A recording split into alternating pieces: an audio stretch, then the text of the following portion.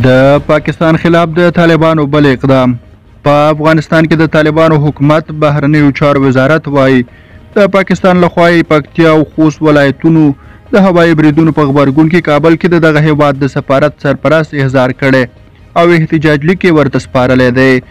د طالبانو د بهرنیو چارو وزارت پر ایکس پاڼه خپره شوې اعلامیه کې ویلي د بهرنیو چارو وزارت دغو بریدونو د غندنې ترڅنګ پاکستان ته ور یادوي چې د افغانستان اسلامي امارت د نړۍ د زبر ځواکونو پر خلاف د ازادۍ د اوږدې مبارزې تجربه لري او په خپله خاوره تیری په هیڅ ډول نشي زغملی.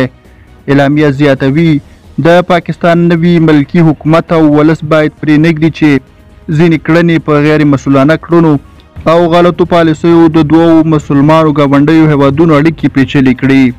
د راپورونو پر بنسټ د دوشنبې په سهار وختي د پاکستان کشفي او جنگي جیټ الوتکو د افغانستان د پکتیا برمل او خوست پیري ولسوالیو کې بمباري کړي چې په افغانستان کې د طالبانو حکومت وایي 8 ملکي کسان پکې وژل شوي دي. درنو لیدونکو له ملتیا مو مننه.